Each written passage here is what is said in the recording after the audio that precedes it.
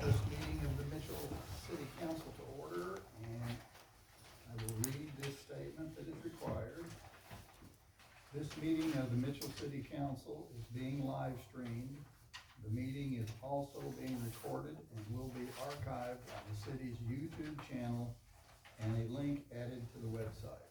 This recording is made in compliance with Indiana's open door law. The recording, along with any agenda and minutes, will be made available for public inspection under the Indiana Access to Public Records Act. The recording will be retained for a minimum of 90 days. This recording is not the official minutes of the meeting, and those in attendance consent to be recorded. Our YouTube channel is City of Mitchell IN. I will go ahead and call this meeting to order. I see that all council is present and accounted for. And at this time, we will begin a public hearing on blight condition of 628 West Main Street, former First National Bank buildings. Kerry Riley and Toby Heron are here from ARA to present information regarding a grant application to fund the demolition of the First National Bank buildings. Great, thank you, Mayor. Thank you, Council. As the Mayor said, my name is Kerry Riley, and I'm one of the Administrative Resources, and we work with the City of Mitchell on various projects that the city might be interested in. And the one that we're looking at right now is a blight clearance program application to the Indiana Office of Community and Rural Affairs through their CDBG Community Development Block Grant Program. So there is a grant application October 24th, and the city can request up to $500,000 for their blight clearance program. And the city has asked us to look at the building at 628 Main Street. It's actually two buildings to come down. There's been a structural assessment, a couple environmental assessments done on that. So what we're working on is an application to submit to the state. The proposal will be due October 24th, and the full application will be due December 19th. The grant request, as I said, will be $500,000. The city is required to put in at least 10% of the total project cost. So that's something that we'll be presenting here in just a few minutes as well. We are expecting award announcements wouldn't happen until after the first of the year, so I'm guessing January, February is when we would hear if the city was awarded. And then if the grant is awarded, then we would look at demolition probably late spring, early summer. If for some reason the project is not funded, then the city could go back in during the first round of application next year, which would be spring and early summer of next year. Does anybody have any questions as far as what the project might consist of or how the process works? Would that, once that's approved, the contractor or whoever is that awarded with through the grant process or how? Yeah, so what'll happen with this program, whenever it's awarded through the state, then there is a bunch of paperwork that has to take place, a lot of federal rules and regulations. So one of the things that is required with a grant is to have a certified grant administrator, which our firm is. We have, and I think that the mayor's gonna bring that up later into your schedule. So the city had to go through a procurement process to try to find a grant administrator to work on the project, and we submitted our proposal to do those services. And from my understanding that we were the only proposal submitted, so if we are selected to administer the program, when the grant is awarded, then we will work with an architect or engineer and the contractors and the clerk treasurer and the city and the state to get plans and specs for the project, send it to bid, see it through demolition phase, and yeah, kind of handle all of the paperwork and everything that goes along with that.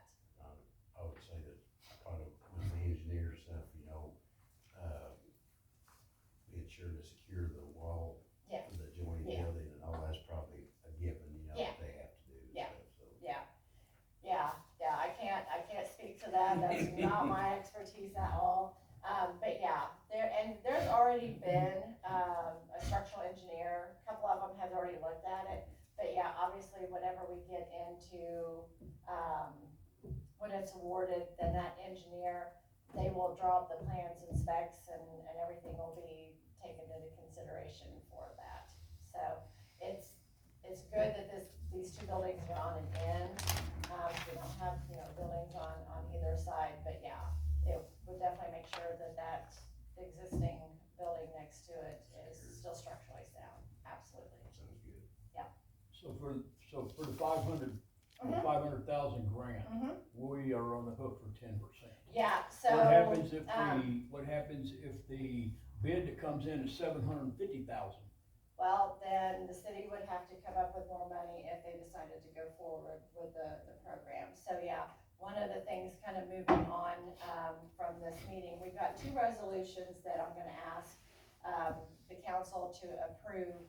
And one of them is, an authorizing resolution to, one, submit the application to the state, and then for the city to commit the local matching funds of $56,000 for the project. Has to be at least 10%, so it has to be at least 50,000,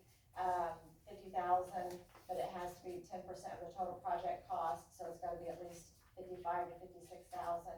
So that's what we're asking the city to put in. So yeah, to your, when we bid this out, obviously, we're asking for the max amount, the 500,000 Right. that can be maxed. And then hoping that bids would come in under that, because in addition to, that 500,000 request and your local match, you've also gotta pay for our services and your engineering costs in addition to the construction costs. And I think that we can do that. But yeah, if the project comes in, when the project gets bid, if it comes in over, then the city will have two options, either A, come up with additional funds to cover the cost, or rebid the project. And then, but at that point, we'll have to determine, the architect and engineer would look at the bids to see, why the bids were at that scale. But yeah, we're, hoping that the grant covers it, but I mean, right now, we don't know that. I'm just looking forward to maybe it'll come under. And it might, and it may very well come under, which would be great too. Yeah, absolutely. But that's something that we'll work through with the architect and engineer. Right now, I've been working with a firm and they've been getting some estimates from some contractors. So I don't think that that's gonna be an issue, but I don't know that, like, some of the estimates that have been coming in. One of the things that we don't know about right now, that a gentleman in the audience asked me, is asbestos. And all the testing and stuff, the review and everything that's been done, not any of these reports have touched on asbestos. So an asbestos survey or asbestos inspection is gonna have to be done. And then if there's anything there, then obviously that's gonna come into play, with a demo as well. So yeah, so there's a lot of stuff that we know about the building, but there's a lot of stuff that we don't know either. But yeah. Start from the ground, work up. Start from the ground and work up, yeah, and hopefully take it down to the ground and give you a nice clear space, so. Are there any other questions? No. The other, resolution that we'll have to present tonight, is a resolution to declare that area as blighted. And one of the reasons why we have to do that is, if it's not a blighted location, then the state, obviously they're not gonna take down a perfectly good, building. So one of the things that the council has to do is declare that building as blighted, so that way that we can have justification for the state that we do have a building that needs to come down. So those are two resolutions that we have presented, to you tonight as well, to go ahead and sign those, so. Carrie, which of these resolutions should go first? I've got them, of course, I put them down under new business, but It doesn't really matter. I want Yeah. to, go ahead and give you the chance to Yeah. do that now, so you can get Yeah. those back home. Yeah, so I would like, I appreciate that. So, yeah, I don't think it really makes any difference one way or another. Probably let's go ahead and authorize the application submission and the local matching funds. To do that one first, and then do the resolution for the, declaration of the blighted building. Is there gonna be a resolution number for this? Yeah, I'm gonna add that later. I wasn't sure what order everything was gonna be in, so, yes.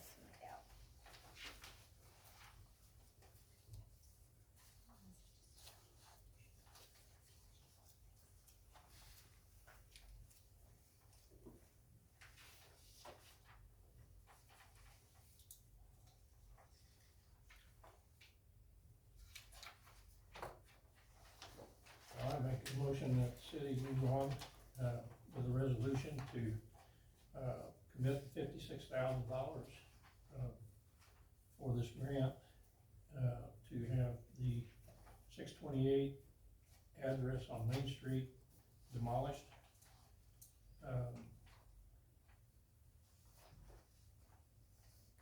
I second that. All right, we have a second, so all in favor signify by saying aye. Aye. Opposed, same sign.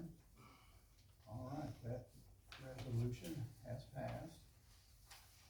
Yeah, and the second one, is the resolution to declare the building as blighted. Okay, I'll make a motion that, that common council of the city of Mitchell would, in the defined area in the city of Mitchell is depicted as Exhibit A attached, and 628 Main Street be designated as blighted. I'll second that. All right, we have a second, all in favor signify by saying aye. Aye. Opposed? All right, that resolution has passed as well. Great, thank you very much. Attest it is blighted. Yes, can I? I saw you about fall through the staircase. All right, well, if nobody has any other questions for us, then we will take off, and I will keep everybody updated on what we have going on, so I appreciate that. Do you want us just to send these signed copies? Yeah, to that's you? fine, yeah, you can send them to me this week along with, other stuff that we have to submit, so, yeah. Okay. You guys can- One other item of business in regard to that, as Yeah. Carrie mentioned, we sent out 5 requests for grant administrators. That's required, even though ARA did all this groundwork. It has to be put out in the public for anybody else to give a bid, and no one else answered, so ARA is the only one that has responded. So We might as well go we ahead and might as accept well it. go ahead and get that Accept it accepted, tonight. and then we've got that out of the way. I'll make a motion that we, I guess a motion or resolution, whatever, that, we accept ARA as our administrator for this project. I second. All in favor, signify by saying aye. Aye. Opposed? All right. All right, I we think we're appreciate ready to that. go. We'll get these signed and get them sent back to you. Very well, thank you very much. Thank you all. Bye.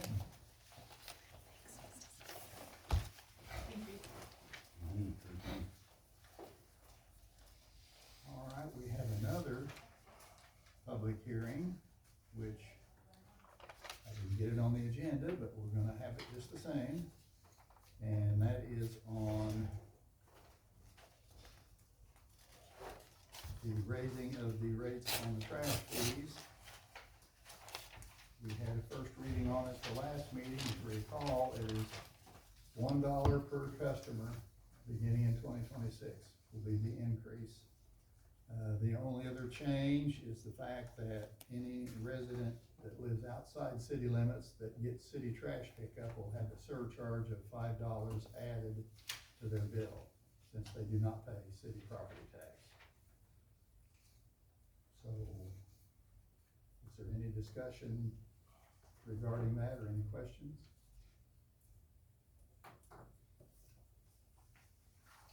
I think the council's looked at it enough, and I think we're all pretty much in agreement. I can't speak for everybody, but I think, it's very fair. Yep. And, I think we should go ahead and adopt this ordinance do the first, second reading then, I guess, The second, then we gotta have second and third, I think, suspend the rules on the third. so, I'll come back to that after we do the minutes, and get them out of the way, if that's okay. Give us a chance to let our voices get you. We have minutes from, two meetings that were held last month. One was the regular council meeting, you have the minutes for those. The other is meetings that we had on housing grant, which was on the regular council meeting was on September second, the housing grant hearing was on September 22nd. And we can approve those together if you don't see any need for additions or corrections. We can do that with one motion. I'll make a motion that we approve the September second meeting and the September 22nd meeting, both combined. I'll second. All in favor, signify by saying aye. Aye. Opposed, same sign. All right, the minutes have been approved as presented.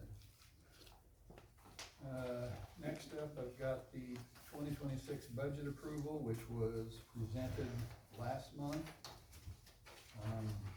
This needs to be approved so that we can send it into the local Department of Finance in Indianapolis. If there have been no second thoughts in the meantime, once again, I would ask for a motion that we approve the 2026 budget. I make a motion that we approve the 2026 budget as all pretty much in agreement here. I'll second it. All right, all in favor signify by saying aye. Aye. Opposed, same sign. All right, What's the deadline on that? Is that the October 31st? Mhm. Okay. I believe so, or maybe before that. I have to look and see what the deadline is, but we're present, About the end of the month. isn't it? yeah. Okay. All right. okay, then under old business, we can come back to the trash fee now that we've had our public hearing. And we did have our first reading of last month, so we are ready for the second reading. As I said previously, the only changes to the ordinance is a $1 increase in every customer's fee, plus a $5 surcharge to any customer that lives outside of city limits and therefore does not pay city property taxes. That would be the second reading, so I would ask for a motion to approve second reading. You're on, George. I make a motion that we approve the trash ordinance for, 2026 due rates to, include a $1 increase on each individual's, trash pickup and $5, for people living outside the city who are receiving that benefit. I second. All in favor signify by saying aye. Aye. Opposed? All right, now we have to suspend the rules, because we want to get the third reading in and get this taken care of. So I'll ask for a motion to suspend the rules so that we can do a third reading. I'll make a motion that we suspend the rules so we can have a third reading on the ordinance for the, trash, disposal. I'll second. All right, all in favor signify by saying aye. Aye. Opposed? All right, we'll do the third reading. I'll try to make it short and sweet. $1 additional charge per customer for the year 2026, and a $5 surcharge for any customer that lives outside of the city limits. So do I hear a motion to accept the third reading? I'll make a motion to accept the third reading for the $1 a month up to 16, and if you live outside the city limits, it'll raise it $5 to $21 for the year 2026. I second that. All in favor, signify by saying aye. Aye. Opposed? All right, we got that one out of the way. Also, under old business, we have the changes that we made to the dog ordinance, which we had our first reading on that.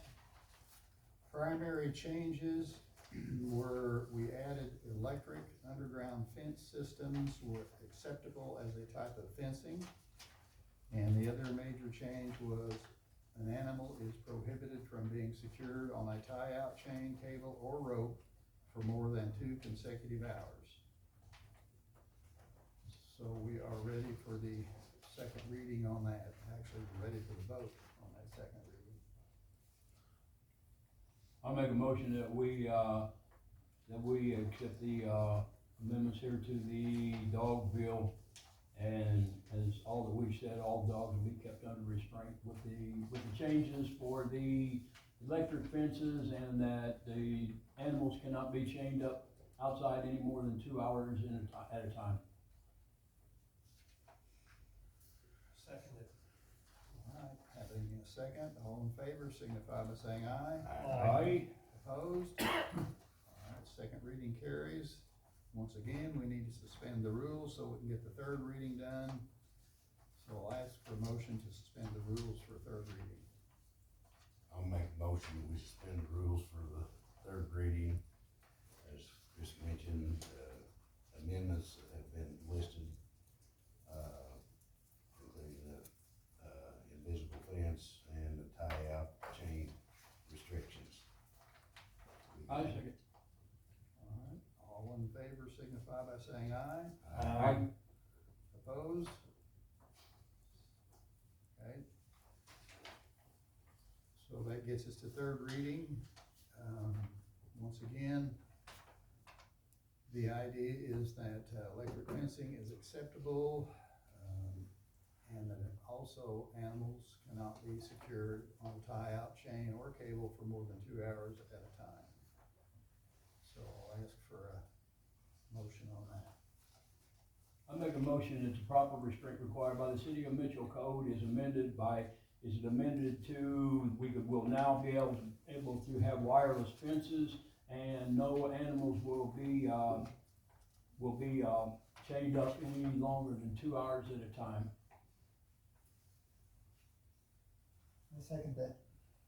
All right, all in favor signify by saying aye. Aye. Opposed? All right, both those ordinances will be in effect. What I had under new business, we did move up and get taken up with, Toby and Carrie. So before we get to public comments, I did have a few things I wanted to mention, such as, the success that the Persimmon Festival was this year. This was our 78th, so we must be doing something right. As always, it's based on the supreme efforts of all the volunteers. There are no paid positions whatsoever in the chamber group. This year's chairman was led by Brian Fountain, and he had many dedicated volunteers, not to mention all of the nonprofit groups that donate all their time. Also, our own city employees provided a lot of assistance by bringing trash cans uptown, cleaning the streets every night, taking the trash cans back at the end of the festival, and the water department made sure there was water for all the tie-ins available to vendors and carnival. In addition, last week we toured the Shell building, and it's basically finished.